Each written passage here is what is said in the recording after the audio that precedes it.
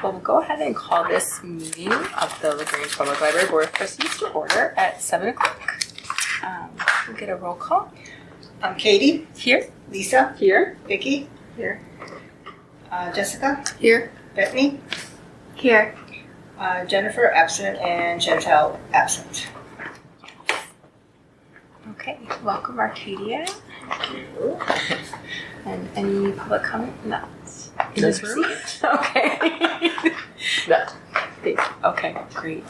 Do I have a motion to approve the consent agenda? I motion we approve the consent agenda. I second the motion. Okay. Any discussion? Okay. Roll call. Okay. Katie. Aye. Lisa. Aye.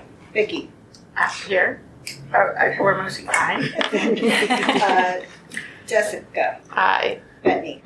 Aye. And Jennifer absent, Chantal absent, motion passed. Okay, great. So we have Arcadia here to present to us tonight. There. Now this should be very easy. Just switch it. Just the hope. We'll get to see. Thank you. We got that? Oh, pen. I thought it was a penny. I was going to say we got good luck.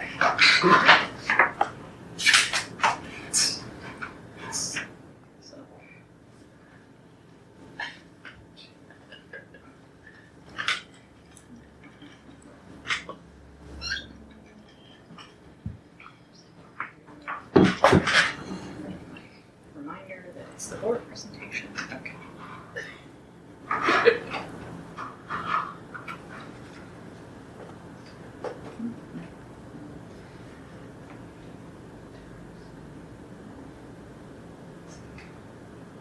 Do we have to close the little prompts, do you think?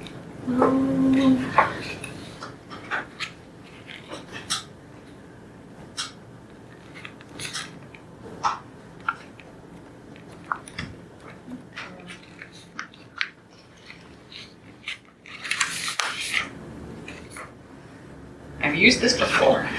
I know, when it just worked a second ago. Let's see. Let's try this. Super.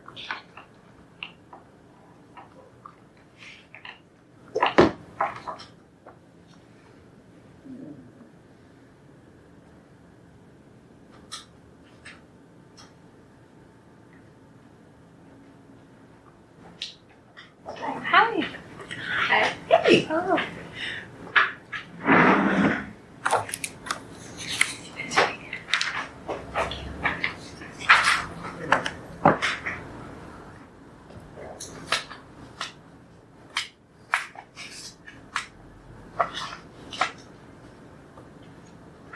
Jenna, these are the tables that are in here all the time?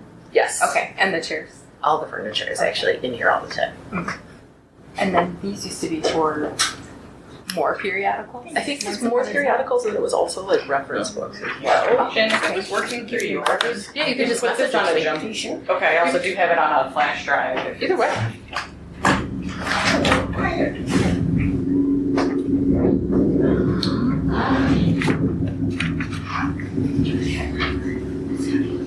Thank you.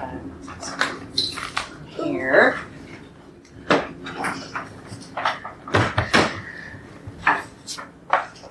Alright, so likes your input. It uses a Mac computer downstairs, might I add, as well. Yeah, So well, I I'm was not gonna say that's sure what I why it's feeling some used this before. some kind of way. So, it's this Marketing and PR 2025. 2025.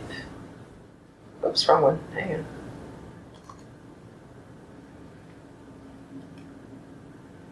Okay. I guess I was gonna put it in presenter view. Okay. Did you want to use this for your notes, or are you going to go over Yeah, no, if you don't mind. Yeah, go right ahead. Sorry. Yeah. Glad it connected to you. Okay, the presentation does look really good on there. I was gonna say it's like really nice It's very clear. like low glare. Yeah, you're kind of getting full tilt on the lighting. So these are normally in the rooms downstairs. Right? Yes, it's in the classroom usually Okay. downstairs. All right, so welcome to my annual presentation. I know we have some new faces as well as some familiar faces, so I'm going to kind of cover some things that I'm sure some of you have already heard, as well as some new things. All right, so the library print newsletter, which I'm guessing you have all seen and had delivered to your home. I create the library's print newsletter, and it goes out quarterly or seasonally. It kind of lines up well with spring, summer, fall, winter. I'm actually already working on the fall edition, so that information came in to me yesterday, and I edit it, and then we get everything pulled together so that it can be to the printers by early August, so that it can get to homes by mid-August. So this next edition covers September to November. It's 8 pages long, and it covers our upcoming programs as well as any new services we've added or other, updates we need to send out. Like, we've hired a new director, which at this point has been a couple years. We're glad to still have you, but definitely something we featured in the print news. We work with Grasso Graphics to print these. We've been working with them for several years, and they do a really nice job. I know they work with some other libraries in our area as well. Let's see. I keep trying to scroll through my notes. It's changing my slide. So these also get posted to the news section of our homepage, which is kind of the bottom where you'll find other news elements. And on the newsletter page in the About section of our website. Let's see, do this without switching slides.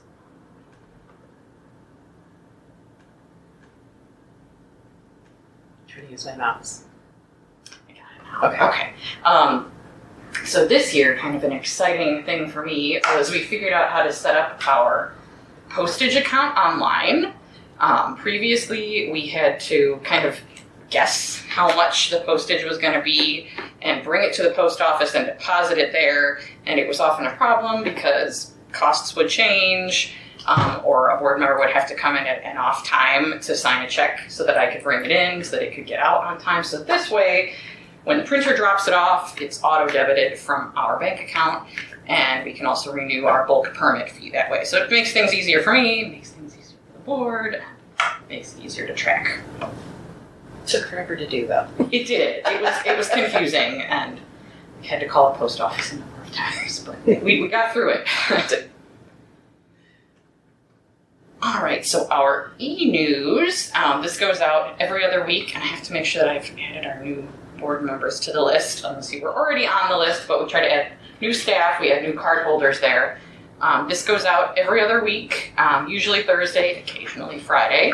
And, I took some screenshots, that's not the full thing, but usually, we're promoting, we added the Tribune, and also we're closed on Easter, and we feature usually 2 programs from each of the main age groups, so children, families, teen, tween, and adults. There are about 7,300 people on this mailing list, so it goes out to a lot of people. A lot of them are card holders, but also anyone can join, and if you are ever trying to join yourself or show someone else, there is a sign-up form that's just first name, last name, email in the footer of every page on our website. So really easy to join. It's a great way to get information out about our programs. In this last edition here with the school supply drive, as of when I looked yesterday, there had been more than 200 unique clicks to the list of requested school supplies. So we've had a lot coming in since then, and got some money come in. So it's definitely a good way to get the word out. Let's see. But can't see the mouse, but change the slide. Okay. So we also feature art throughout the library building. If you walked up the stairs, I'm sure you saw the Star Wars helmets in our display case. This is Liam. I'm not exactly sure how to pronounce his last name, Macias. But he had found our art application on the Contact Us page of our website and reached out basically that he's a LaGrange Park resident and a student of Lyons Township High School, and how he would like to present these to the library because he thought people would enjoy them, and it would be a nice thing for him to be able to display his work. So he made the helmets. They're very impressive if you haven't seen them. I was just looking at them when I walked up, actually. Yeah, I mean, Yeah. and we only kind of did the art application within the last year or so, but it's been a good way for artists to kind of easily give us their information. So we ask for, name, where do you live? If you don't have samples of your art, please send them to me. And it's just a form that people fill out and it comes directly to me, and it makes it easier for us to find people and to get the information we need right off the bat. Is it open to all ages? Or is it just Yeah, it really children? is open to all ages. I think he's the youngest person we've had. But I was going to say, I can show you some of her art on our next slide, but one of the other people that filled it out was, she's a retired art teacher from Downers Grove. So really just whoever wants to display their art. And obviously, we kind of pick and choose if it's relevant or not. It's someone who wanted to do a paid exhibit. And he's like, well, we're not going to pay you for an exhibit. This is really just kind of meant as a nice thing to do for the community. But again, the application makes it easy to kind of gather more of that information. So if you walk around the second floor, or if you have, there is art from the Art League that usually we change out about quarterly, and actually that went up today. We have new stuff that went, I was going to say, you can see a couple of them from here. But that's been an ongoing partnership since before I started in 2017. Carol Ketch, not exactly sure how to pronounce her last name, works for the Art League and is always the person who's coordinating with the artists to bring in enough art to fill all of our hangers. And it's a good way for them to get their art out to the community and for us to have something interesting to put on the walls and just expose people to their art. Where is my mouse? Okay, so this is, so I mentioned, her name was Alicia King-Canane, and she had, these were textiles that we had in the display cases that were really fabulous. She also had like collage art that we had on the walls on the lower level, so that was really nice because it's always nice when you can find someone who can put something in the cases and on the walls, because it does tend to be a little tricky to fill those cases. We usually feature student art in the spring, so this was art from Gurry Middle School, who we haven't ever worked with before. And they also brought some from 7th Avenue Elementary because they're like next to each other, and I think she teaches both grades. And then what do I have down here? This is art from the First United Methodist Preschool across the road, and I liked this one a lot. It was the Venus flytrap, trying to that's right. All right. I'm not sure where my mouse is. I just use the arrow. So even though it's July, I'm going to bring up our annual report from 2024. This is something that I started making when I started in 2017. So, we tend to highlight trends, what are the most popular reads, what things did we put out in terms of services that are something we want to highlight. So as you can see, we got over 800 new card holders in 2024. We had over 160,000 visitors. I also can't believe how many programs and story times we have every year. That amounts to almost 2 a day. So we not only had 234,000 physical checkouts, but 93,000 e-library checkouts. So that's definitely a number that's been going up and up the longer that I've been here, as we've put more money into that and people continue to use it. Also, the back had a section on highlights and things that we added, including a reference to the Village of LaGrange board officially proclaiming September as Library Card Sign-Up Month in LaGrange. So Jen and some of our supporters came and got to talk at their meeting. We celebrated 1 year of our pickup window, and then also some other things like the classroom and the smart board, which is what we're using right here. And the smart board was actually funded by the Friends of the Library, which is something I'll talk about in a little bit. But really, it's kind of just a fun way to highlight what we've been doing and also see what people are reading. You can see that James was the most popular book of the year. We've kind of done some different things over the years, but it seemed like a nice thing to feature digital magazines and then popular ebooks and then DVDs, which are getting a little harder because there's just not as many things released on DVD. So the Friends of the Library, I am the staff liaison to the Friends of the Library. They are their own 501c3, but their mission is basically to support the library. So we have our own board, so it's Megan Griffin, who's been with us a number of years. Her mom is actually the front desk staffer, Susie, that's her mom. Laura Ivy is a newer member. She's our vice president. Terry, our treasurer, has been here for a number of years. And then Ann Sotman has been here for about a year. So most of our funds come in from our ongoing used book sale, which is all donated items from the community that we turn around and sell for $1 and $2. And we have volunteers that help sort that material and keep the shelves looking clean and nice. The Friends have actually been around since 1974, which is... Is that unique to Grange, or do most libraries have some sort of A number partnership? of libraries do, they don't all necessarily.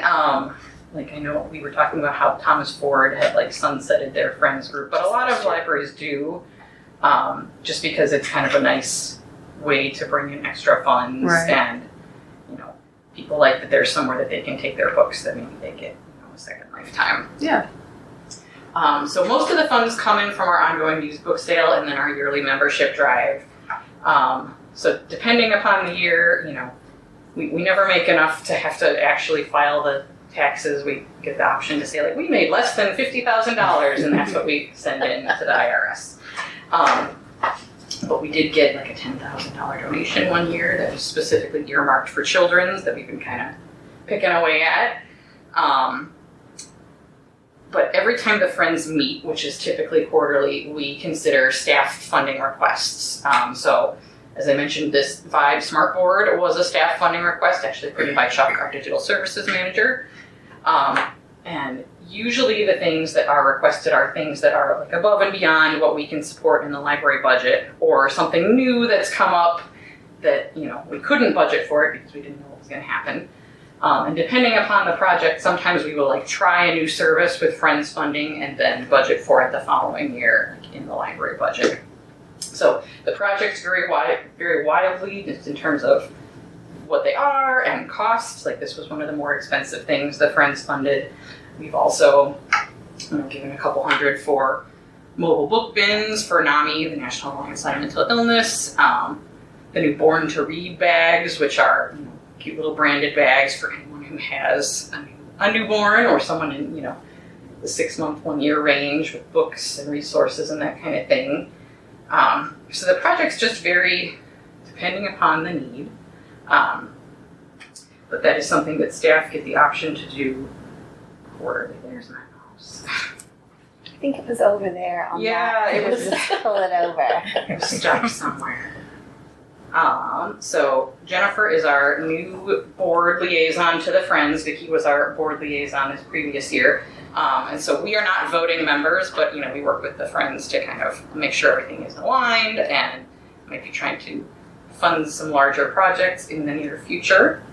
But I have enjoyed being their liaison, and it's kind of a fun way to do something a little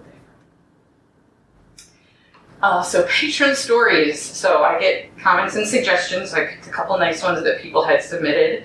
Keep doing amazing work. Always organized, clean, helpful, and knowledgeable staff. This one I think is in the board packet. Thank you for fixing the bulk shredding part on the shredding machine. Last time I was here, it was broken. Staff didn't know when it would be fixed. I'm happy to see today it is working. Thank you again.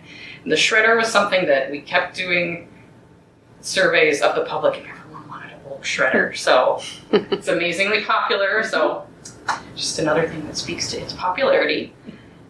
You have a wonderful library. First time here, the array of books is awesome. Your clerks and managers are the best. I wish you continued joy here. So always nice when we get positive ones. I try to make sure that those make it into the board report.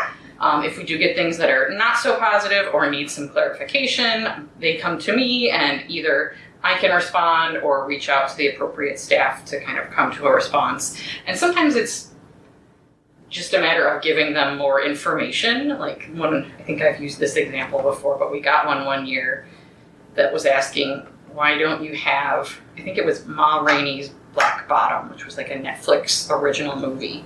And they were upset that we didn't have it on DVD. And I had to go back to them and explain, it's like, we would buy it on DVD if it existed, but Netflix would have to make it a DVD. It would have to be possible. So sometimes, you have these conversations with people and they're like, oh, I get it now. Or sometimes you get people that are just not satisfied. But we always try to make sure that we get back to everyone who's indicated they want a response. There is a link to the online comment suggestion form in the e-newsletter, so that goes out every other week, and then it is also on the Contact Us page of our website, and there is a physical version by the front door. So, lots of ways to give us feedback. So some new things I'm working on. So this is the original Carnegie Library, and that is our 1960s building, the building before this one. But I have been trying to build a Wikipedia page. Then the first time I submitted it, they said I didn't have enough citations. So I went to the Historical Society, and they were kind enough to have their director and their summer intern pull lots and lots of material for us.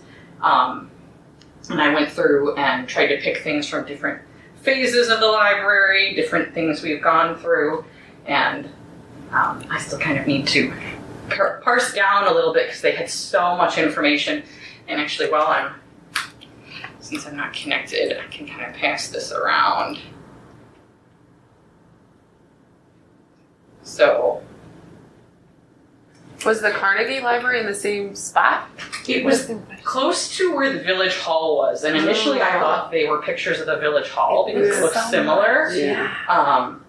And if you go into the classroom, there's like a blown up version of this, and apparently it was there was a sanitarium that was next to it. Really? Yes, Interesting. because it looks kind of like a big house, but I've verified that it's Good book also. sanitarium. Have you read that book?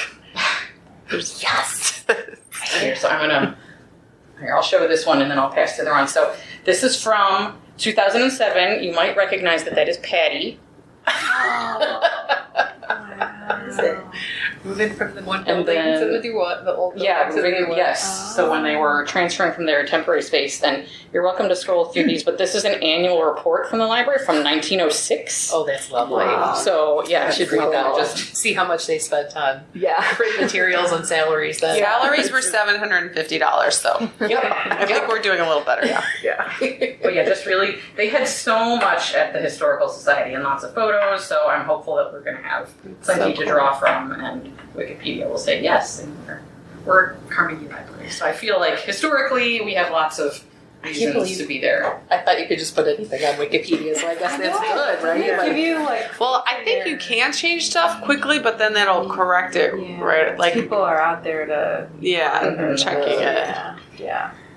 you just have a letter from Groucho Marx downstairs, too. Yes, we do, it's in our filing in the back cabinet, but someone had invited him to a program, and Oh my apparently gosh. his family lived in the Grange, back when the Grange was mostly farmland. Somewhere it's on our social media, but it was basically him like graciously saying that he wouldn't be able to be here and talking about how That's they weren't successful farmers because they didn't like getting up early. Fond of the Grange and wished us all the best. Oh, that that's is- so that is cool. what they It's really find. cool. And so this is something that is coming soon. So the marketing and public relations person for the Hinsdale Public Library actually had this idea and submitted the grant. And I was fortunate enough to talk with him because one of our goals last year was to meet with one of your peers in your position. And so I reached out to John, and we've had a number of good conversations since then. But he let me know that they were applying for this Rails grant, which they were awarded. It's crazy, 'cause $5,000 only covers a 1-month ad for BNSF, but it is a partnership between a lot of, I'll pass around these papers and you'll be able to see this a little better, but a lot of the libraries along the BNSF line. Oh, that's fine. So Thomas Ford, Hinsdale, Grange Park, Brookfield, Riverside. And so they're still designing what the ad exactly will look like. But you'll have a QR code that takes you to a landing page, and really the idea being that you could be on the train and access these things, or what a to good know idea. how much is That's a great accessible. idea. Yeah, that's really $5,000 a month. Yeah. Push this around. It's because they never check off my ticket. That's why they need. So we're still kind of considering the best way to put everything together, but that should be the goal at this point, is for that to go up in September. And like I said, it's about a 1 month ad. But looking forward to getting that out there, because I think that's a really great way to advertise to people, since we have so many streaming options. Do you know what kind of coverage that gets you? Like, is it like in every car and every train? Like, what? I'm not exactly sure. I was talking with Liz downstairs, and she was thinking that it was an ad that they had up kind of on every car, but that maybe it was about that size. I'm going to have to confirm the size and the location, but I think it would be on, all the BNSF line commuter trains. So some details I would need to figure out there, but we were fortunate that Rails approved it, because it was kind of happening when all the upheaval with IMLS was going on.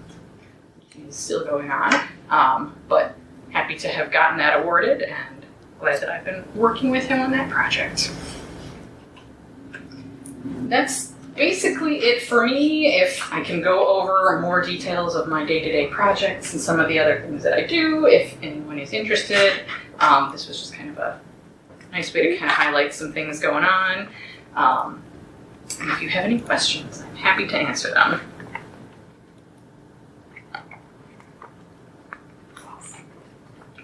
All right. Awesome. Thank you. Absolutely. yeah. All right, let me give you back your things. I'll have to ask Chuck what the magic, Well, one of the was. things he was saying earlier was that maybe we needed a Mac-specific HDMI cord. Oh, yes, like we do for Dirks, right? So it could have something to do with that, but like I said, I have used it before, so I'm not sure why you wanted to fight me today, but Thanks, lady. thank you. I appreciate that. Yes. Hey, it works. That's all that matters. All right, let's see. Is there anything else of yours? Okay. So, there's a cover for my flash drive. Okay. Can we post that one? We got it. You got it. Thanks so much for that, Arcadia. Yeah, absolutely. Yeah. I'm happy to share. It's good to hear all the good stuff. So next up is our Q&A for our facility improvement plan project. So as you all know, we are gathered here tonight in this room to experience it, since, I know we talked at our last meeting about how we talk about these spaces, but we don't often get the chance to be in them in the flesh. So it was Peter's idea, actually. It was, yeah. He's not here, but it was his idea. So he's with us in idea. Is he in Florida? Yes. Yes. Nice for him. So, but yeah, we wanted to give everyone the opportunity to ask questions. I think we shared along the presentation that Dan had given at last month's meeting. But if you have questions about the project or the possible projects that we can pursue, this is the time to ask them, and hopefully, Jen, you can answer. We'll do our best. Okay. So, the 4 projects that we talked about last month, if I recall, were the potential exterior book drop. Thank you. The window treatments for, would that be this room, or is it just It's the whole floor. the whole floor? Okay. Then study room upgrades and technology improvements, and then finally doing something more significant with this room, making it more of a program room. So those were the projects that Dan presented to us with their cost estimates. And Do you want me to put it up on the screen? Sure, I you've should got have it. asked. Yeah, And they I would did. expand this room out? Is that what it kind of looked like, right? A little bit? Yeah. Or enlarge it? So, in essence, let me see if I can. this on. So it's this space here. So you'll see there's still this little curve that would not change, right? Because they're going to eventually turn that into a study room, which is good. So that wall is not going anywhere. It would in fact be, the door there would be closed off. And then they would do like a little half wall to be able to put in glass doors. So I do believe it would come out just a little bit, because I know we had said we'd have to maybe move some of the shelving in that section, I believe. And then there would be glass doors from here until almost this area. So it could, the idea is that it's bringing in the light, the nature, and the view out to this way. And then it would require different furniture. We had said, I think the overall feedback was we weren't crazy about this furniture in the first iteration. So it's certainly not that. It will be very different. But it would essentially, so it's not going to go all the way out to that pillar, right? Because if you notice, remember the pillars, anywhere they are, they can't move. They are cement blocks. So the glass isn't pictured in this rendering. Right. So that's, yeah. And is that more doors? Is it, do you have a sense I would of prefer how- sliding doors, to be honest with you, that lock into the floor. And then you can lock them open. So that would be, I think, the goal. It would be really nice, and some of the things that we talked about in the feedback on this room was having maybe some more cozy furniture, having some places where we could create some smaller co-working nook kind of things. You know, I know that we weren't all crazy about the tables along the window. So do we put little like single person pods? Do we put smaller booth seating where it's a little cozier feeling? Do we have some nicer than these armchairs that are more, going to draw you in and have you sit and read a book? Like, what could this space really be? So you could think of it as more,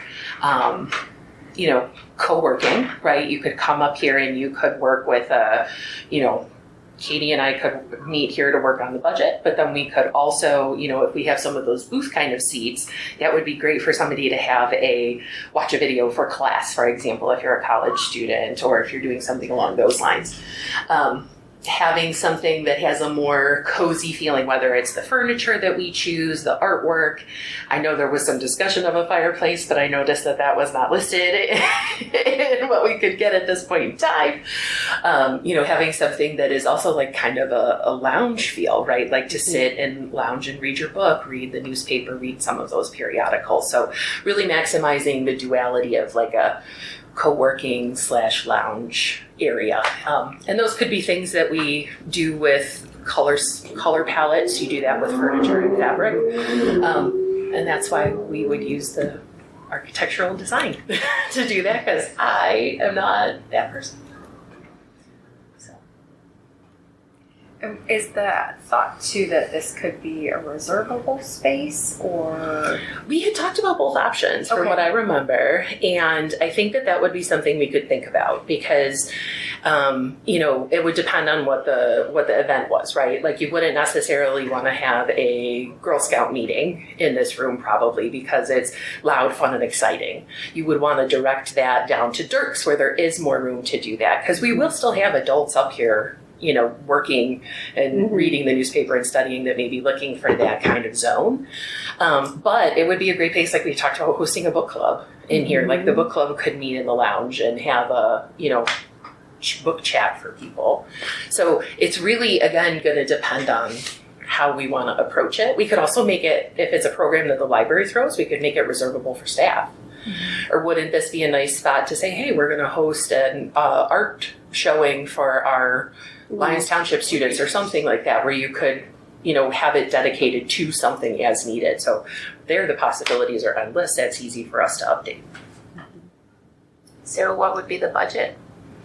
So the quoted budget for this one was between 144 and 177,000, and again, that is the base that it would cost. Is that without furniture and design or art, like? So they put in flooring, walls, and ceilings, and then a new glass wall and door. So it said that we would also have to require some additional, oh, that's for out there. I'm sorry. So it is, but remember, it's going to cost at least that much. So that's with the. And are any of those things we couldn't do now in this room? We could hold a book club in this room, I think, pretty easily. It's a nice room. The windows are very nice. I think to me it has an excellent view of our city. I don't know why we would spend that much money to change a room that's still functioning pretty well. So I hear that, but we've approved the facilities improvement plan. I don't know that. Okay, we have a budget, right? For the But wait, facilities can I clarify my question for you? We've approved the facilities improvement plan in a previous meeting, correct? Am I correct? Yes? Okay. Approved it how? We approved, we voted and said, this is the facilities improvement plan. We're going to continue moving forward down this path. We like what Engelberg Anderson has created. Let Jen and team go continue to implement it. Okay. And we've gotten 4 recommendations. And what is our budget? Do we remember what our budget is? So we had originally put together $70,000 to do this project, but that was before we saw what the costs were, because none of these projects are going to be able to be achieved at that price. So because of that piece and because of the timeline that we presented at was it May that we presented the timeline? Or was it? Yeah, it was 2 months ago, right? Spoke to us. Yeah. We know that this project is going to span 2 years anyway. So the way that you would approach that is you would have the 70,000 we have currently budgeted in fiscal year 25-26, and then we would look to budget at least 70,000 in 26-27. And then also this year we received the per capita grant, so this would be money that we could put towards this project. So we weren't expecting that. Remember, that wasn't something that we knew was going to come because you all read the email and the letter. So we opted to make sure that we didn't depend on that. And you never want to depend on grant income. And what anyway. is that dollar amount? $24,000 and I think $71. So again, that puts us even at today, $94,000. So we do have more money that we can put towards that. And it's not asking us to look for more money than $70,000 next year. I thought that $24,000 was for programming. Didn't we take programming out of the budget? No, when we did that was in the draft. And then when we did the final budget, because we weren't sure we were going to get the per capita money anymore, we decided to put in $24,000 for the programming.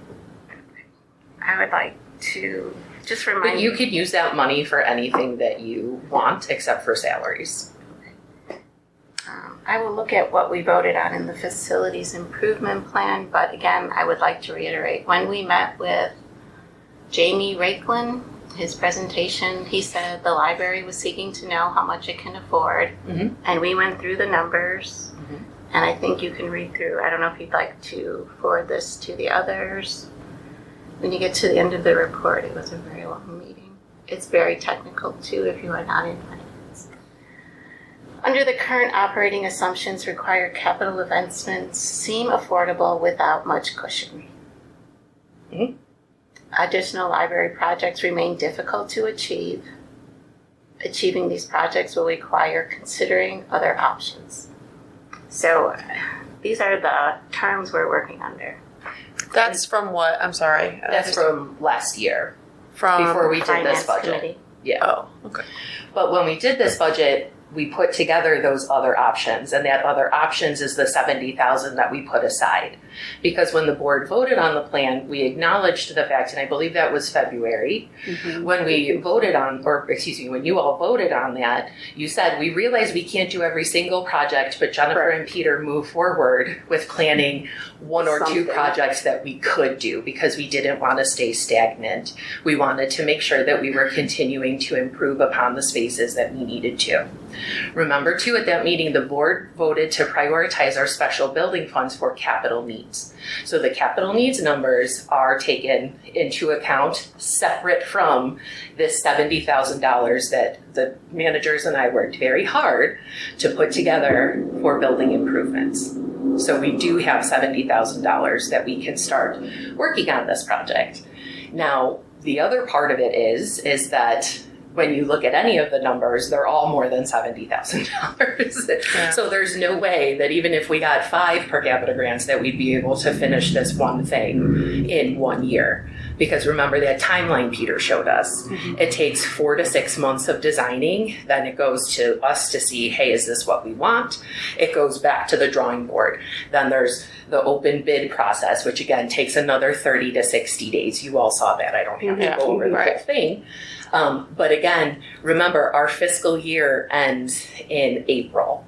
So even we're looking right now at, 7 to 10 more months. I'm not a math person. I have to do the counting. So what happens if you pick a project, maybe not this one, what if you pick another one and that money hasn't been spent as of April? So what would happen is that the library does its audit in July. So our audit for last year is happening right now. Sure. And then anything that is over and above, that's left, the board takes it and transfers it into the special building fund. So we don't lose it. We don't have to give it sitting back. somewhere waiting to get used if you did have a project. And that was one of the things that we talked to Jamie about that's the financial advisor, was we could take money and we could let it sit and wait, or could we write the budget, which is the product that you all have, so that we can do these smaller projects and have the money to spend it now and make improvements as we go versus waiting until we've amassed $10 million, because that is also not a great way to budget either. So, and there are other things that are going to happen and are going to come along, right? But we have we do have some cushion. You're right, we don't have a ton, but that's why we shouldn't pull out $175,000 and just bang it out. We do have our investments, we have investment income, so those are all things that do feed back into our budget. We also invest our operating fund in an investment account that earns interest as well. So, we are doing things to passively make the money back that we are hoping to spend. Do you know what the payment terms are? If we did go forward with this and it's $177,000, when would that money be due? So it is due in, they send us statements basically, and the statements come as the work is done. Okay. So that's the part too, it's 30% of the work is done, you owe 30% of the budget. Yeah, exactly. That's usually how construction works. So we can look at the timeline of this, and I can talk about the timeline when we did the pickup window when I first started. There were 6 to 7 months where we received no bills. So and then all of a sudden everything is due after that. Now we knew, you go out to bid, you pick your project, and then those terms are set as much as they can be. You set a little bit of a contingency fund within that, so if there is overage or something happens, you do have a bit of cushion. But then, so how much you're going to spend in the long run. Mm-hmm. But otherwise, the payments come as they are. And so the other projects, I don't feel that strongly about the book drop in front, having just put the book drive up. Yeah, it seems and it seems quite expensive for what you're getting. I would like to show you a picture of what makes me I'm a proponent of that. The book drop? Yes. Have you tried to drop off when the library is closed at night? I have. I mean, I've done it in the back before. Yeah. So I think I sent it to Jen. It's a picture of a woman with children in a stroller with a dog and 2 kids on bikes standing in that drop-off lane. I mean, I get it. I just feel like the price of the book drop-off front seems crazy for what it is. I agree. Yeah. So I feel anything will be expensive. Guess how much that book drop cost? I know. I saw the previous one. You were talking about the drive-through. Mm-hmm. Yeah. How much was it? It was tens of thousands of dollars. 200,000. Yes. Tens of thousands versus 200,000. So Well, here, that's done, so I think it's I like took a picture of, when we talk about what we're doing to this building, let's be mindful that the first floor, the architect said, doesn't match. So we've already done that, and it doesn't match the rest of the building. So I really want, as we go forward, to be careful with what we're doing with this building. Let's see, every month when I come in, I take a picture of how many books we are putting through that book drop. And rarely is there more than one shelf, right? For holds? For holds. Right. So we have maybe how many people a day using that? I think it's between 20 or 30. We said in the It can't be between 20 or 30. we had 2,000 pickups in the first year, so we're you could do the talking math The and pickup window. That's How many people four are a day using it? because we have 350 days in a year. That's about 4 a day. And that's But about what I see. we're talking about pickups, not Yeah. drop-offs, because Yeah. drop-offs So- are different. Right, because I think it's important to acknowledge that somebody choosing to return their books at a time when the library isn't open with kids on bikes and dogs is their choice. The Like, library they're was electing, open. right? But they know that they're not able to come in and do that, so they're making a choice to come and do that at a time that's not ideal. You can't come in the library to retrieve your items. You can't bring your kids and bikes and your dog in the library to get the items.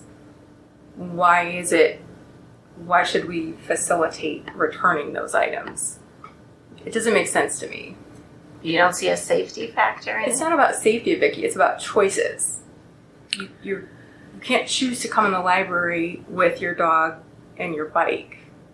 I mean, or the option of what was used to be there, just moving one of those to the front as a locked thing. Exactly. There are cheaper options. I don't know. Well, first when we brought That just this gets up, overfilled. we were told that we would have to drill through 10 feet of cement was the initial.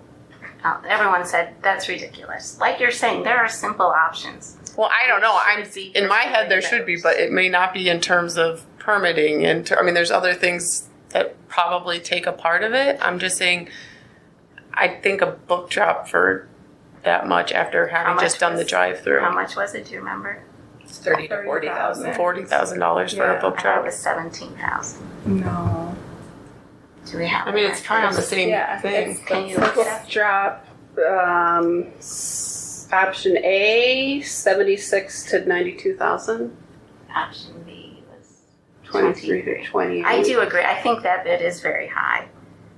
So this isn't a Not a bid. bid. Remember, this is a quote, and this is a base quote. So this is as low as it's going to get. All of these prices can only get higher. We do. I mean, I'm open to bids. like looking at options of other way, like having a book drop in the front if there's some So- sort of. One of the reasons you can't have it in the front is we butt directly up to the sidewalk. Yeah. So you have That's to, what I mean. There's ADA probably a reason that requirements. doesn't. Right. Yes. Yeah. There's reasons that it wasn't done Right. that way. I wasn't here, so I Right. don't know, but I'm Right. in the same mindset as you. Right. I think also that the thing to keep in mind when we're discussing safety is that safety studies were done by the village and it is permitted and legal. It's not like we put in an illegal book drop or Right. we put in an illegal drop or driveway. So I Was think the that that's really important to consider is that safety has been deemed safe by the people who make the safety rules. And was the village behind it? Do you remember initially? Or did they push back and say, we don't? They did, I think, when the building was built in 2007, from what I know, because I wasn't here, that they thought that the building did not fit the LaGrange lifestyle. However, for those of you that were here in 2020, I know they didn't charge us for permits and things like that. They were very, no pushback, and they were positive a about partner in the traffic study, if I Mhm. recall. Right. they did not. Is Yeah. the drive-through book drop constantly overflowing? The one that was out there before, or the No. one that's out No, there the now? one that's out there now. It Yeah. gets that way after like a 3-day weekend where you're closed on a Monday, Right. but that would happen no matter what. Right.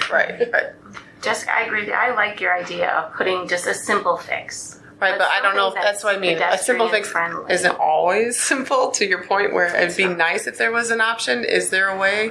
I'm not Can sure. we push for a way to do it simpler?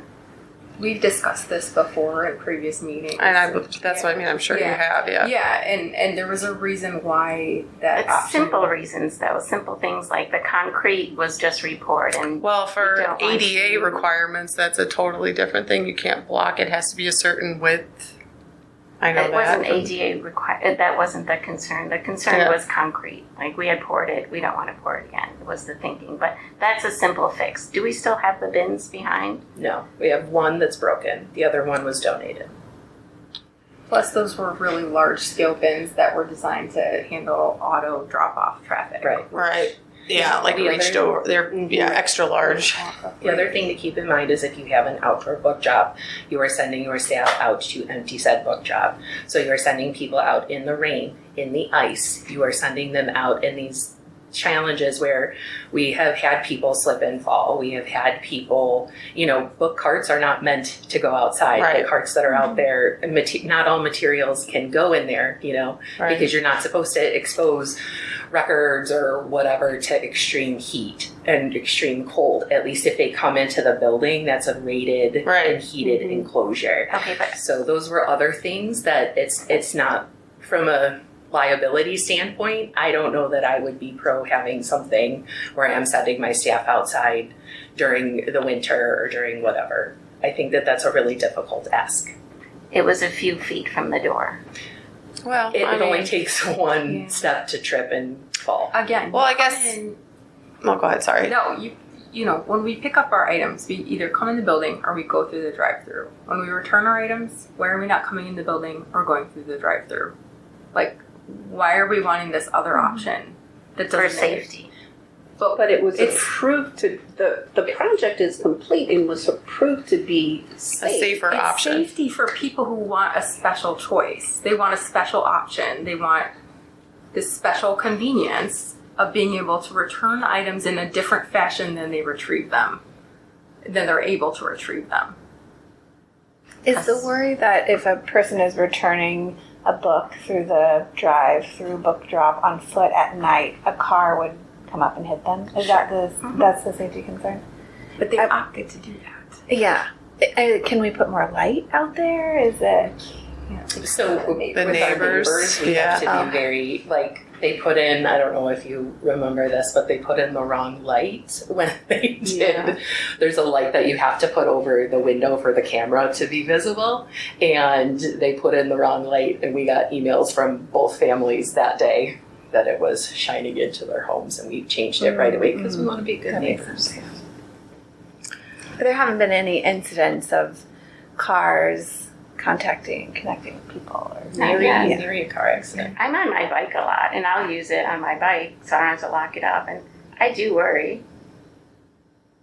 I don't know why, but when I was coming in, I came in the back door because I always check how many books are really going through this.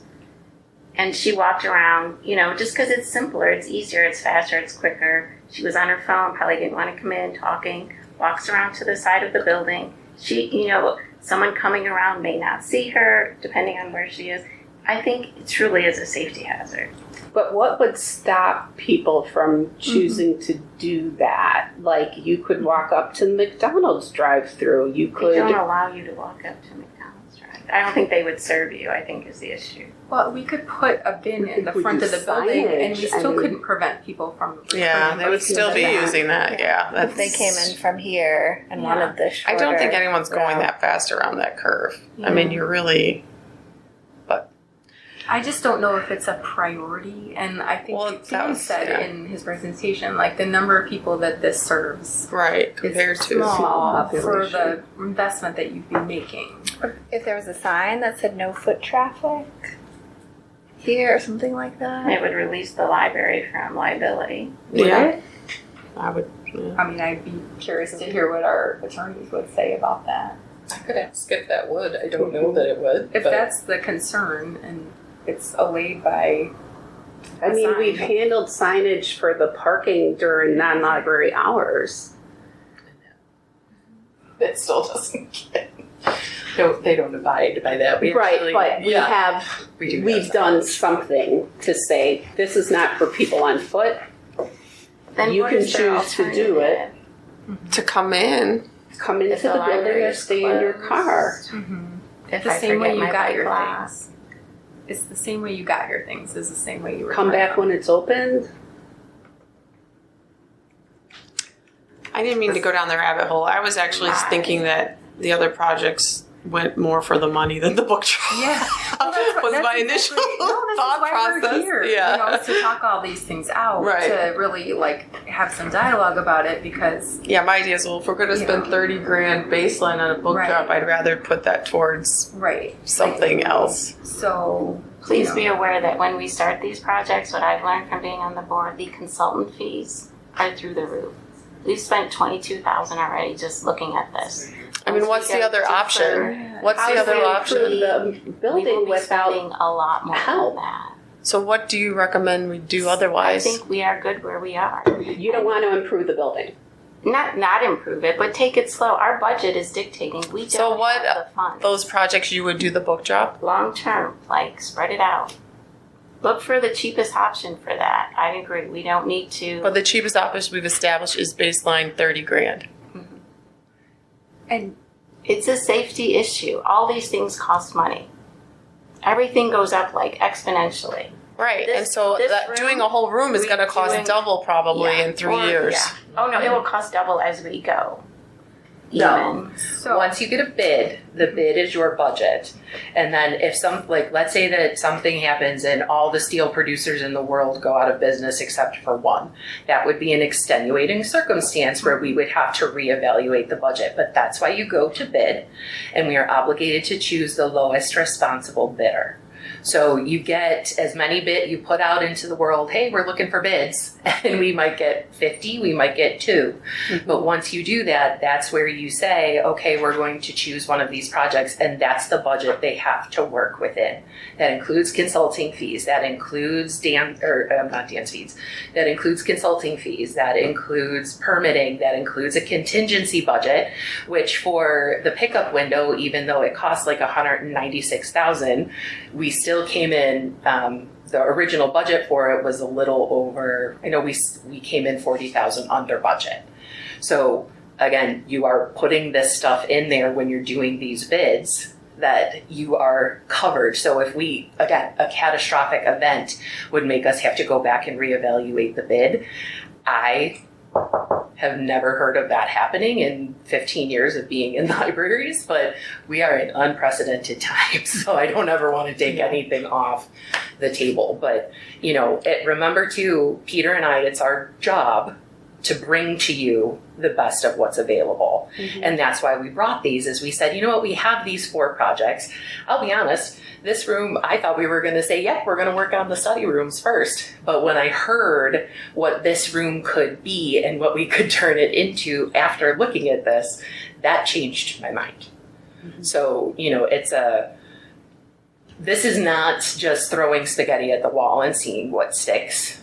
This is, you gave us a directive, we're following the directive, and now it's my job to execute what you all have brought forward. And that's what this is. I will just state my opinion of going through these options. I think the best option is to work on option number 4, redoing the space. I know this isn't a vote right now or anything, but I'll share my opinion. That's what I think, based on your recommendations, based on the recommendations from Dan, based on what it'll do to the feel of the library and to get the ball rolling on the facility improvements plan. So those are my thoughts. It does seem like a study room, revamping the study room would start to bring the downstairs model or Do you mean the study aesthetics. rooms or this room? I'm sorry, the quiet room, this room. This room, okay. Up here, like the 2 floors look very different from one another, much more modern on the first floor. And if you start to modernize this piece by piece, then they come together More a little cohesive, better. Yeah. Can you look at or scroll to the study hall ones? If you don't mind, Sarah, a little bit, too. please. That's the only other thing, because I do think like modernizing technology and stuff, if people do this, I mean, they did it, didn't they do some sort of once over of how often those are getting used, and they're They get used. pretty regularly? So with this one, they're talking about flooring, walls and ceilings. The technology would include monitor, wall controller, wireless access, possibly audio and video if that is an option. That's only doing the 3 existing rooms. It's only That's not- 3 rooms. Yeah, so that's not taking into account the 5 study rooms that the new facility improvement plan would like us to add. Got it. Then again, this one is $157,000, and again, these do get used frequently. So we have 3 going along here we now? have 2 on this side and 1 on that side. Okay. And then you would add potentially 1 here?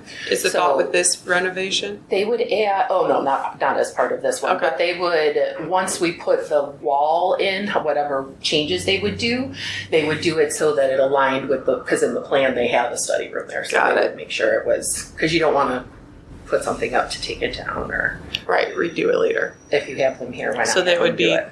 they would have 3 along here then? 3, and then there are, that would be 1, 2, 3, 4, and then 3 2-person study rooms along where the adult services desk is. So they would be slimmer. Got it. So that's 7. I like that idea better than this room being redone. But doing all of that is the extra study rooms and things like that are not part of this. Yeah, it's at just all. doing the 3 ones that are currently existing. Right. And then let's say that we don't get to do those other study rooms for 3 to 5 years. What is technology going to look like in 3 to 5 years? Are we Yeah. going to be reinvesting in some of this stuff again as well? Because remember, anytime that you're putting a technology into your building, you're also putting it onto a technology replacement plan. So like, we were primarily laptop library. Those are replaced every 5 years depending on availability. So I mean, when we're putting this stuff in, who's to say how quickly it becomes outmoded, So that's something else to There think of. could What be that a builds in. potential mismatch in the future. But I do think a business center is smart. Yeah, I love the business center idea, and the hard part about that is that we don't have anywhere for the teens to go if we move everything out of there. I thought it was the 3 study rooms. You just said business center though. Right, and if that's what this is, taking 3 study rooms? No, are you looking at the thing that says business lounge? It's this up here. Well, in the Yeah. facilities improvement plan, there was the idea of turning the teen space into a business center. Right. Right.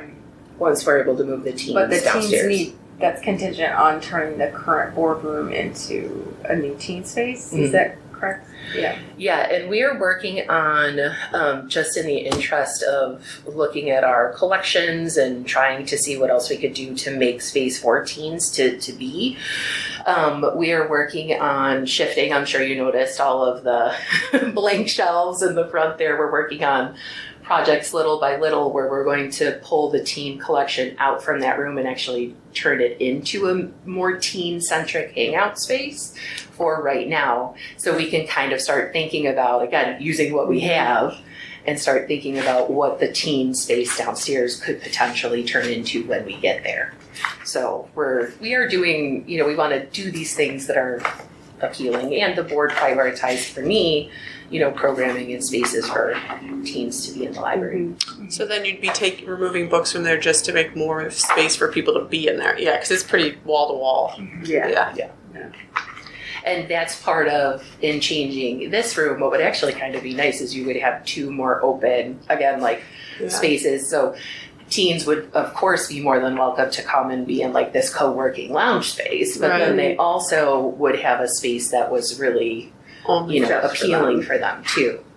So, and I will tell you, last Monday I gave a tour to some people from another library who, and I put it in the board report that Engberg Anderson recommended for them to come and look at our library. So they came from Gurnee down to see us. Yeah. And this room did have people sitting in it, so did the teen area, and so did this bar space along the wall, which we in the past had not seen used very often because people are sitting facing a wall with their back to the public, so it can make you uncomfortable, which I never thought of.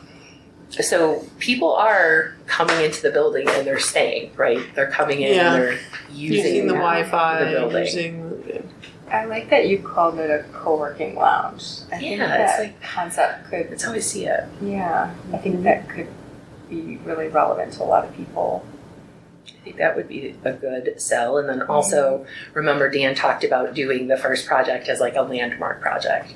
So this is the thing that says this is the direction we're moving, and then it sets kind of the tone and the shape for how you plan to execute other options. You know, this is the one you can put on the front of a fundraiser ask, or this is the one you can put on a, you know, hey, we're really maximizing the dollars that we have. Are you interested in naming something? That kind of thing. Yeah, I think it would be a balance to not make it too modern looking. Exactly. Because those That's do a nice picture that showed the bottom one. yeah. Oops. Right? Well, that Yeah. one On the too. right. So this is, I know this library. This is at the Joliet Public Library in their downtown branch. It is a Carnegie building, I believe. No, it's not. It's a different Burnham. It's a Burnham building. So for them integrate, and they worked with Egbert Anderson as well. So for them integrating classic history of the building was extremely important, and that was something that came out in the board feedback, was that we wanted to make sure that we balanced the two. So similar to the way they did with the children's area and the front area downstairs, you know, the color palettes that they proposed in that plan that we had sent to you all when you first started, those are akin to how we would like to continue up here. You know, not as much bright green, for example, but definitely not cream wallpaper. But to kind of blend the two together. Yeah. Like I'm wild about the dark fixtures. I love the windows. I love like that. I have this in my office too. It just looks into a window well. But like I think that is so classic, and I would never want to lose that. Well, and if I remember correctly, the shelving has to stay because of the cost of replacing. So you've got to About incorporate, ridiculous expensive. right? But you've got to incorporate that dark wood anyway. Yeah. Whenever we are able to proceed with more renovations. So yeah. So that's Joliet on the bottom left, and then isn't the other picture in the I think this is Barrington, isn't it? No, the top. no, the study Yeah. room. No, I'm sorry. The one for this room. If you scroll up No.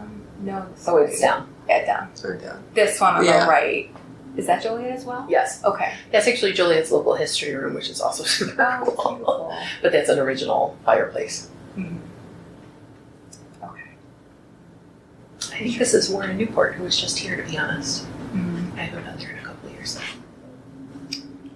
Well, any other questions about the projects or the plans? Is this something we vote on, or Jen, do you direct the building? So the board approves the plan, which was already done, and they approve the budget, which has already been done. So we're showing these to you as this is what we researched and this is where we plan to move. So there's no vote at this point in time because the funds have already been allocated.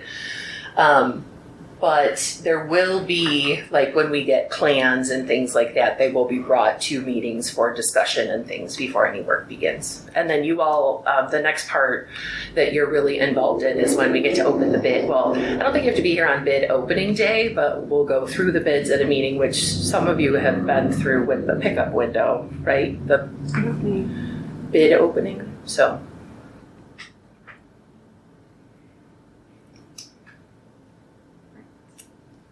Any other questions? So which ones are you moving forward with? I am still, the thing that I think calls to me the most is the reading room here. I think it's going to get the most use by the largest amount of patrons. I think that it is also going to be something that is not limited to just like a teen space or something along those lines. I think that it's going to be open to everybody. I like the fact that we can mirror what's been done downstairs directly below it to what's been brought up here. This is still the thing that I think is going to be the biggest bang for our buck. if we have the bucks. We do have the bucks. We have the bucks. Mm-hmm. We are self-funding this, and we have the money. Across 2 years. That's my job. Okay, Remember. that's not what we discussed. It is what we've discussed. In my finance committee that I was attended with, I mean, I don't know who else is on the finance committee, but I mean, if Who you was at the picture, meeting with you? it would have been Chantel, And Becky? Becky. Uh-huh. You were there, Mhm. Jen? Yes. And I work with Jeannie extensively.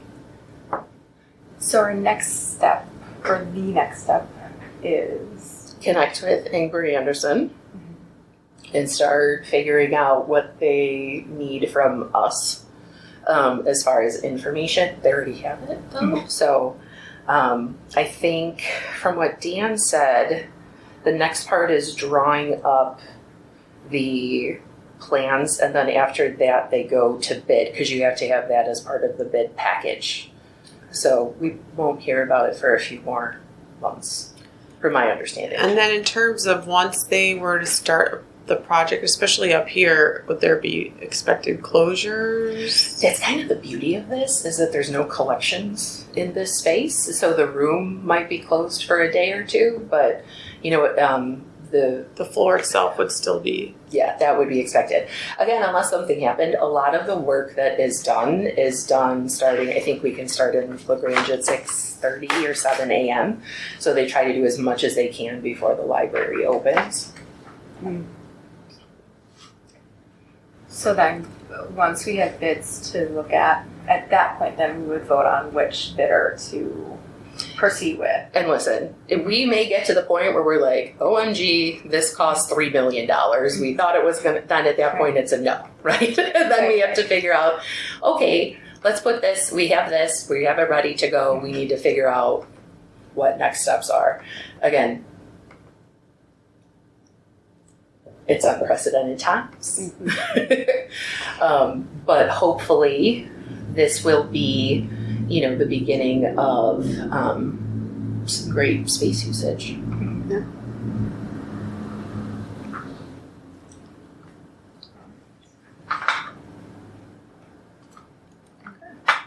Thank you. So, strategic plan updates. Yeah, so this is something I actually do annually. Our current strategic plan was written and started in the middle of 2023. So when I started in January of 2023, I was handed a construction project and a strategic plan, and we generally align it with the fiscal year. So we had so much stuff happening last month that this is the first time we'd had 3 new trustees starting. So we didn't do it in May or June, but normally that's when you would see it. But these were our strategic goals, and this is how I will present to you the just kind of updates. This is what the staff sees, and this helps us to guide what their SMART goals are. Most of the staff knows where they are required to give information. We'll present the next set of these at the August in-service meeting that's coming up. So managers and I, that's what we're doing a management team this week, is going over the plan. So we worked really hard this year on developing all well, before I get into that, I tried to put a little description of each of the activities. Are there things that you would like me to talk more about? Maybe that's a better way to do it, so I'm not droning at you. I didn't see things to talk more about, but I would just like to say I like how much green I saw. Status completed, so nice work, thank you. And the things that are yellow, you know, this strategic plan, the way that it's written is different from what this library has ever had before. And you'll notice a lot of the goals and the way that the monthly reports update are not things that you're going to check off a list. We will never stop promoting the value of library to local businesses. That's never going to happen, right? Some of these things are in progress, or they're in year 2 of it's going to take us more than 1 year to get it completely done. So that's why you'll see some things, you know, will continue. you've seen, like, I'm looking at develop a staff culture statement. So source a tool to help a staff and workplace satisfaction. So that was something, again, that's one of my goals that the board gave me this year, was to conduct a staff satisfaction survey. And that is in progress. We've started researching the tools. We haven't necessarily, finished it yet, but I wanted to make sure that we mentioned when the work was being done. And then the things that are moved to fiscal year 25-26, those might be things that you don't hear again about until December or even starting later in the year, and it's just because we need the flexibility to prioritize different things, right? We had some staff realignment this year. We, moved assistant managers. We had a bunch of different things where there were people that were leads on these projects, moved on to other libraries, got other management jobs. So that's a part where you'll see that some of this stuff is moved. So nothing is forgotten. Mm-hmm. It's just moved to the next thing. Yeah, I appreciated all the detail. It looks like we're making great progress on the plan, which I can't believe we're in year 2 of. Mm-hmm. And it's really funny too, because it's 23 to 25, but really it's 25 to 26. So it's 20, and you all started working on it in 22. So it's really 22 to 26. And then at that point, we'll be able to go back and, I don't know necessarily that we need to, again, because we've gone at this way and this was how you all put it together. I don't know that you have to do a whole new strategic plan, but it might be, okay, is this a time where we go back to the board, to the staff, to the community and do another survey and say, how are we doing? This is what you asked us to do. Have you gotten it? Mm-hmm. So that's something Arcadia and I were just talking about that today, as a matter of fact. Well, Arcadia, remind me, what was the lag between the completion of the previous strategic plan and then the implementation of the new? It was several years. Well, and I want to say it ended in 2020, and so that was part of the issue was that we were in COVID, and then when we, brought it back after COVID, there was still some push-pull of we don't know exactly COVID, what's gonna be most needed. Yeah. But I think it ended in. I thought I wrapped up. I don't have it with me, but I have broachures down in my office, so I can answer that. Yeah, but it was a few years, I guess. Yeah, there was a lag of at least probably a couple of years in between when the previous one had ended and this planning started. Okay.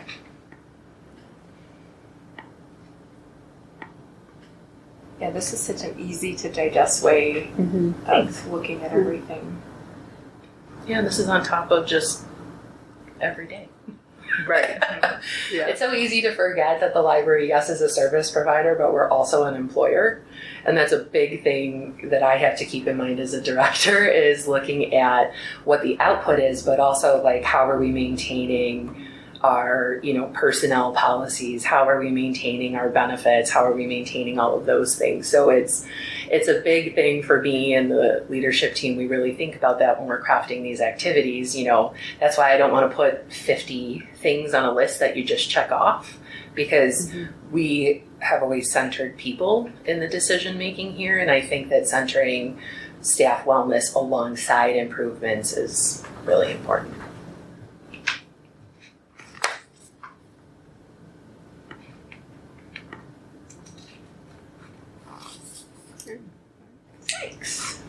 So hopefully we'll have at the next board meeting, I plan to have our next set of activities. Because the staff, it's after the staff insights day, so the staff will have seen them. They won't be surprised when they report back. We don't like surprises either. Any other questions for Jeff? Okay, great. Thank you for that. So I was going to ask, do you want to do this other stuff before closed session? we could do that. So you might have to, I don't know if you have to vote to change the agenda. I think you do. If we're just jumping ahead? I don't know. You have to vote for that.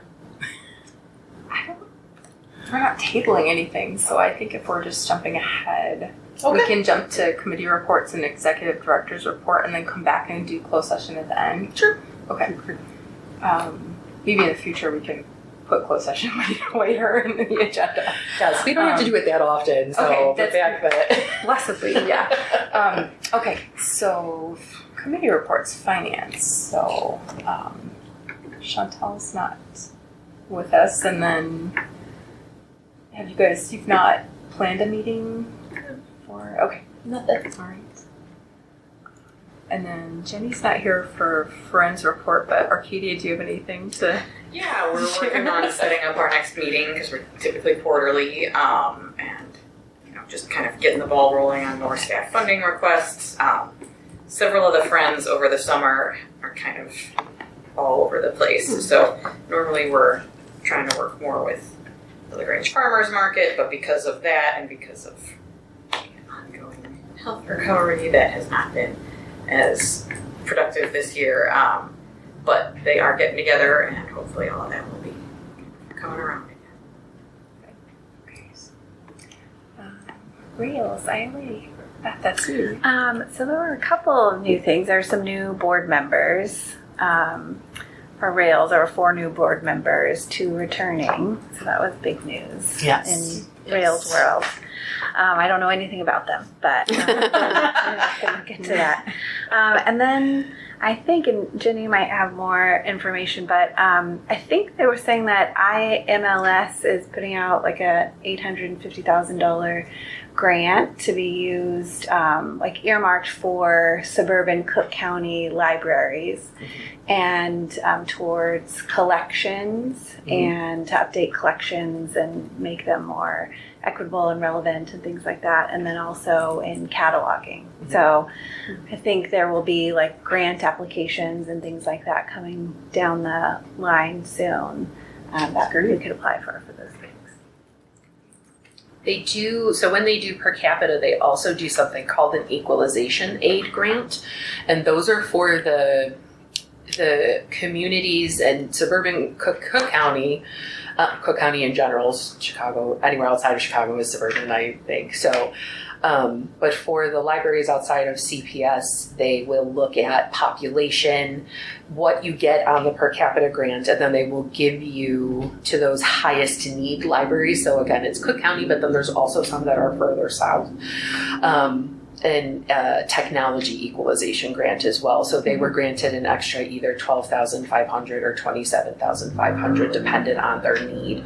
That would never be something we're eligible for, unfortunately, but it's the state library's way to try and get that funding equally because again, it's property tax based.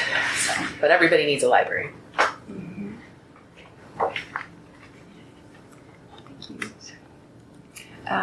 Do you want to hear a Rails fun fact? Yeah. Of all of the people that are on the Rails board, the majority of them have to be the majority of the members have to be library trustees. So there's not all public librarians on the Rails board. The majority of them are actually public library trustees. Like myself. That's how I'm on the board. I think there were like 2 members at large or something like that. 2 members at large, 1 representative from school libraries, and 1 representative from special libraries too. How many total Rails board members are I there? want to say it's 15. It's either 15 or 17. Oh, wow. It's an odd number, Yeah. but the majority of them are public library trustees. Now, some of them also happen to work in public libraries, so there's a double duty, but fun facts. Good to know. All right, policies. Lisa, you guys have a meeting coming up. We have a meeting the last week in July, and that will be our next round of policies we'll go through. And we should have some to bring to the August meeting, I think, John, right? Yeah. They're legal for review as we speak. Great. Thank you. Yeah, that's all I have. All right.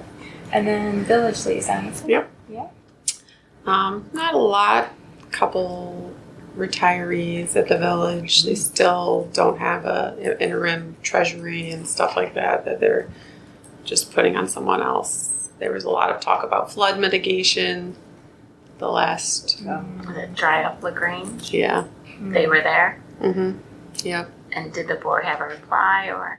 I mean, they're in the process. It sounds like they're 90% done with the plans for the pipelines. It's just a matter of getting the Corps of Army of Engineers to sign off on it.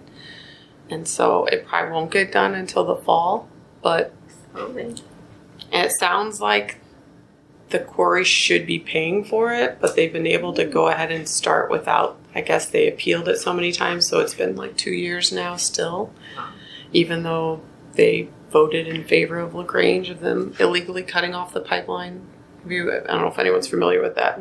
So the quarry cut it in like the late 90s, and then we started having all this flooding, and then they went back and revisited. They're like, you shouldn't have cut that. So then they sued, and then they've appealed, and the judge basically awarded Grange that they should have to fix it. But then they appealed again, so now the appellate court still have to rule on it, but it sounds like it's hopefully by the end of summer. But that shouldn't affect the plans. They basically started moving forward and stuff like that. So it made people were frustrated that it's, summer and you're going to get probably rainstorms, as everybody's probably read across the nation. So it might, hopefully nothing happens in this area, but by next summer, hopefully it's figured out. Yeah. And I know they have issues in the basement here, but I think they've been corrected. But I don't know if 5 inches of rain in an hour would. Luckily, the water that runs underneath us is 10 feet down, so it would be a big deal. It has happened. Did Peter tell you what happened on his first day? Yeah. So it has happened, but it sounds like they've done something to help pump it out. Yes. So it should. And we have these they're water puck detectors that start going off if water levels go over them. So that's something our insurance company actually provides us, so that we know ahead of time. I should get one of those for my air conditioning things. We have them in our house. We have super packs, and then it's in a tub, and sometimes when it's clogged. Little puck. I don't know how it works, but when you said puck, I was like, yeah, we have those up in our furnace house. Interesting. Sort of thing. Yeah. Good to know. But otherwise, there was no other real consequential things to us. And I will tell you too, so our audit, and again, because you all might not know this, our audit is conducted at the same time as the village's audit. So they are going through the audit process without a finance director. Yeah. So that's also. Or director of treasury, or someone who signs the bills. Yeah. It's a lot. Yeah. So I can't even imagine if I didn't have Joanne what I would be doing. Sorry. Okay. So, your reports. Yay. All right. So, some of the stuff we already got through. I mentioned one of my highlights I did this month was the architects recommending us not only as a library with a good YS play area, but as a team who would be able to give good perspective on change. I believe next week I will officially be a Rotary of Grange Rotarian, so that is exciting. So we're building that partnership. We had some participation with, one of the things we've really been strengthening this year is our relationship with LADSI. We've had LADSI volunteers over the course of the year coming in with job coaches for on-the-job training. However, they've been working directly with Simon on more hands-on and maybe more advanced tasks than we had been giving them in the past. So it's given us an opportunity to evaluate how we can be of service to a community partner. So you'll see more from them. Tons of visits. Our outreach is just outstanding. Dana, not all of you might know this, is our social work intern. She works with Liz, who is our social services coordinator, social worker. They have been going out to Helping Hand to do either book clubs or events. So one of the things we were worried about is, well, when school visits ramp up again, are we still going to be able to support this group?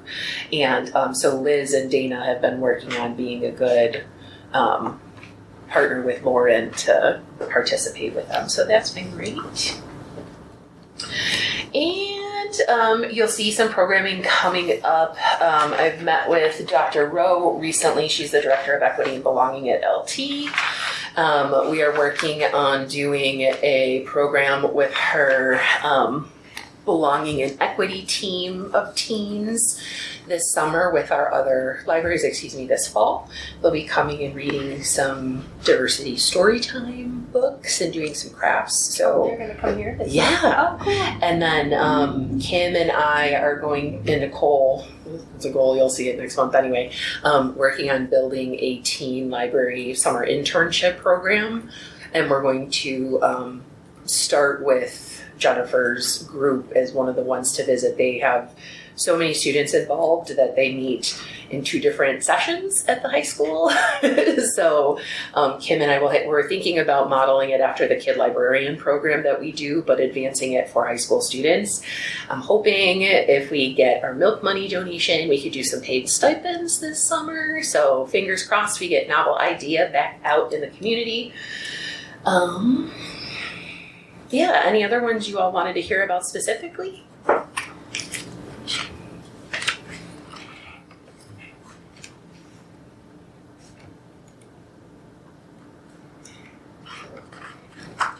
Because I could talk about everybody for hours.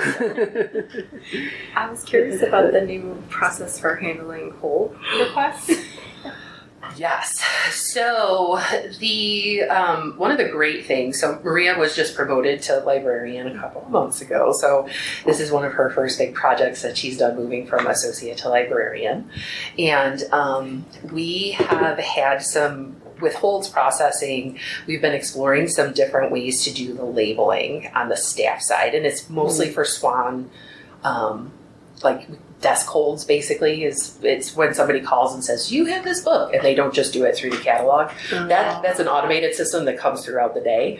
But when people call and say, "Can you put this book aside for me?" or Berwin calls and says, "Hi, I have a patron who can be there by 9 o'clock. Can you put this book aside for them?" Mm-hmm. There's a hold slip. There's no way for us to do that in SWAN, so we have to do it manually. Mm-hmm. So they've been working on improving the process based on feedback they got from access services staff, which I love, because we love when the people that are doing the actual checkout are saying, this could be better. Mm-hmm. And then public services, who's in charge of pulling the holds and answering those calls, is actually able to turn around and put it in action. So if you want to see a specific, I can see if Maria could email it to you, because I don't know specifically what it looks like. I would love to, yeah. But I just love it. The process improvement. I love that. And that's the thing too. And again, I'm proud of Maria, because again, she's that person that was like, could I be a librarian? Could I do this? And she's just grown in confidence. She started in access services before she moved up here. Mm-hmm. So it also is a great way to maximize on partnerships and internal promotion over the years, to really make sure that we have people bringing those ideas and those connections, I think is important. So glad to see her grow for sure. Yeah. Yeah.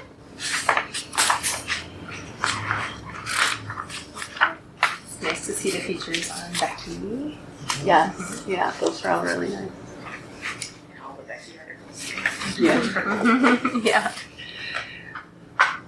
That's great. I assume though that you guys, I know you're recorded in those, but I imagine that you had a big role in making those happen. We had a reporter that we hadn't met before, so Arcadia and I were like, before we give anybody Becky's phone number, let's make sure this is a real person. So we were being protective of the personal information, because she doesn't have a library email that we can be like, oh, just email her a library email. So Arcadia did her due diligence. She's that connected. She knew. She's like, I don't know this reporter. I'm gonna see. So, but he ended up being really great. So I wouldn't mind talking to him again. Good. Yeah, it was nice to see that though. Yeah, I love it. Good press. Good press is good. Yeah, we had good, which comments? Feedback. Yeah. Some nice comments. The bulk shredding. People love it. People love it. We're on our third. That is a unique library service, actually. Not everybody has that. So. We have one at my work though, and we're on our third one because people keep breaking them. Yeah. Oh, yeah. We put weird things in there. Yeah. So, all right, cool. I think. Any other questions for Jen? Great. Okay, I think that's it for business, except for our closed session. Trustee comments. Trustee comments. Oh, yeah. Thank you. Did you have any? Anyone have anything they wanted to share? Mm-mm. Okay. All right. Thanks, Joanne. All right, so then we do need a motion to go into closed session. And I don't have the, do you have the statute? So you, in the packet that I gave you a copy of all of, and I gave Vicki a copy of all of the text. I believe the review of the minutes is on page 4, which is 21. And then this is the,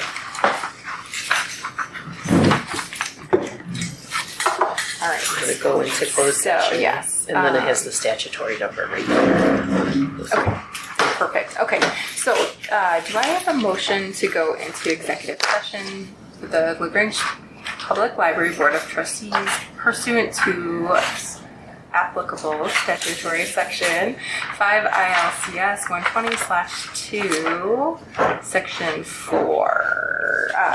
Page section 21 on page 4. Thank you. You're right, we don't do this often.